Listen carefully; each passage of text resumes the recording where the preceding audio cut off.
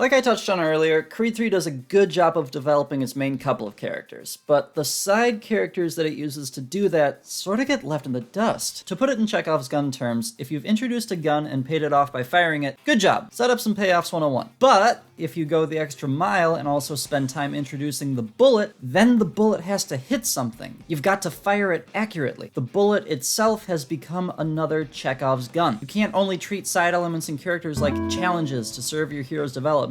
Obviously, yes, they should do that, but not just that. When those side elements as a result develop their own problems in need of resolutions, they become subplots, and you can't just forget about them anymore. The story needs the plot lines to serve each other, and by the end, naturally resolve one another. One thing that Creed 3 leaves unresolved is the main character's struggle with forgetting where he came from. This flaw in Adonis is made mostly apparent through Damien. During their conversations, Dame points out that Creed has essentially paved over the childhood home that the two of them grew up in together, literally, publicly, and mentally. Adonis renovated what was once a small-town gym into a symbol of his brand's private success. He also moved into a mansion in a neighborhood which Damien points out doesn't reflect where they grew up. Adonis is socially uncomfortable with the low image that Damien projects, which used to be true for the both of them. He's even taken special care to block out anything that has to do with those memories and not talk about them with anyone, which becomes pretty difficult when the person who represents those memories walks back into his life and insists on sticking around. The movie resolves the plot points that deal with Creed mentally paving over where he came from fine enough, even if it is a little rushed by means of just a quick conversation with Bianca and also Damien suddenly forgiving him. But it doesn't address how he literally or publicly paved over his home. Those narrative threads are just supposed to be lumped in with the former, but they address different issues. Adonis defeating his personal demons doesn't help with the fact that in the context of this movie, his brand has been addressed as creating a have-not relationship between him and his community, and it's not resolved. In the end, he doesn't use his resources to fund a program to help kids like him avoid becoming like Damien, or to handle it in a different way. It's not made clear that he deserves to have everything that he built upon where he paved over. It still matters how you address the issue, but not as much as it matters that it's addressed. Instead, it sort of just feels like all that have-not stuff was put there to make Damien hate Creed more than it was to poke holes in the hero. Which is fine, but when the villain takes the extra step and pokes holes in the hero based on all that stuff, those holes have to be filled in. You can't just forget about them. The same thing is true of the side character subplots in this movie, which sort of detracts from the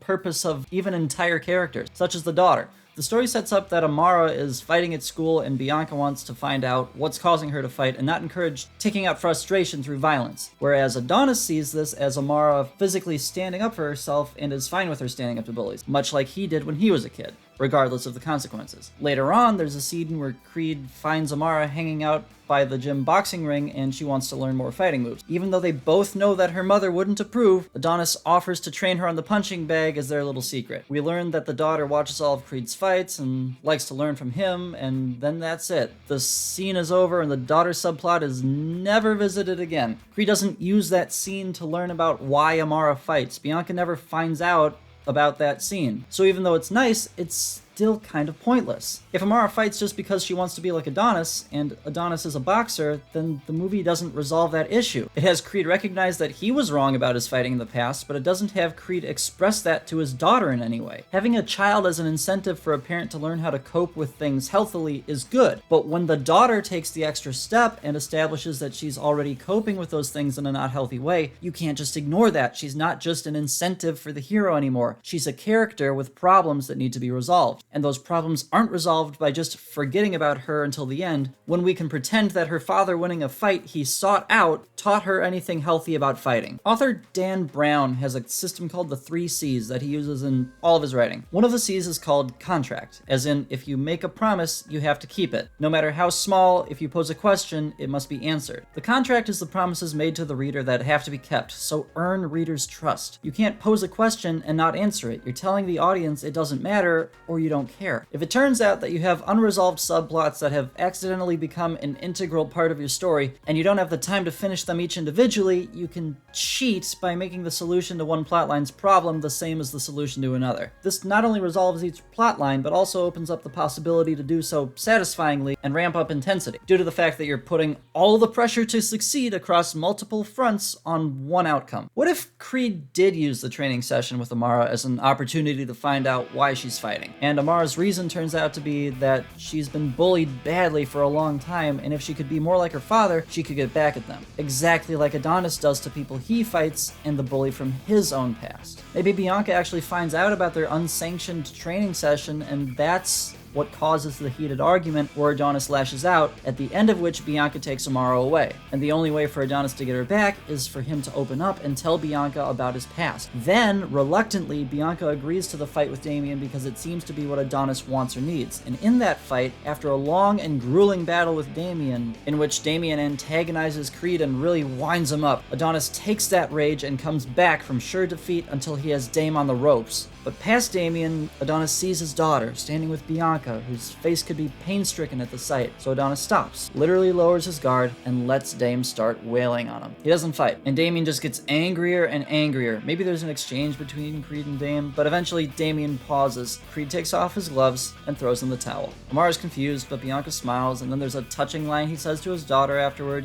play it out. And then after that, there's a scene where Adonis has changed the best of the best doctrine of his gym to something more open to amateurs.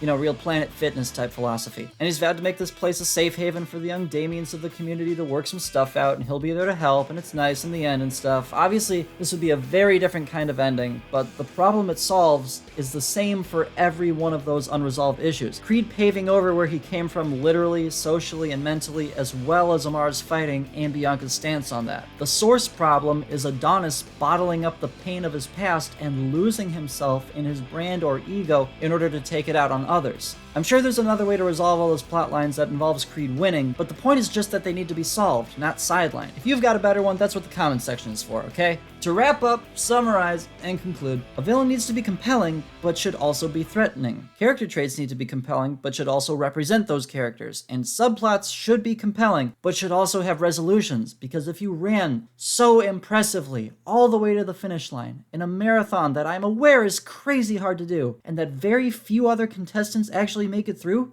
you may as well cross it.